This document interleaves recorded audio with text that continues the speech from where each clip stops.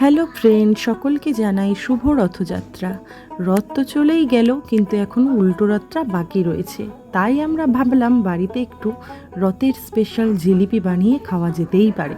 আর আমার মেজদি অনেক ভালো ভালো রান্না করতে পারে, অনেক রেসিপিও শেয়ার করে ইউটিউব ফেসবুকে। আমরা তিন বোন যখন এক হই তখন তো নতুন নতুন রেসিপি এক্সপেরিমেন্ট করা হয় আমাদের। শুধু রান্না নয়, আড্ডাটাও ভালো জমে যায়। আমার হাতে লেগে গেছে বলে ডক্টর যেহেতু রেস্টে থাকতে বলেছে, তাই আমি ছুটিতে এখন বাড়িতে আছি। আর আমি এটা ভেবে নিয়েছি যতদিন বাড়িতে আছি হাতে লাগা তো কি হয়েছে, মুখ তো ঠিক আছে। তাই যতদিন বাড়িতে আছি ভালো কিছু খেতেই থাকবো, আর সেগুলো তোমাদের সাথে শেয়ার করব। তোমরা যদি এই জিলিপির রেসিপিটা জানতে চাও তাহলে ইউটিউবে তিথির রান্নাঘর বলে সার্চ করো, সেটাকে সাবস্ক্রাইব করো আর নতুন নতুন রেসিপি শিখে নাও। জিলিপির সাথে সাথে আরও অনেক কিছু। তো চলো টাটা, বাই বাই, দেখা হচ্ছে তোমাদের সাথে নেক্সট ভিডিওতে।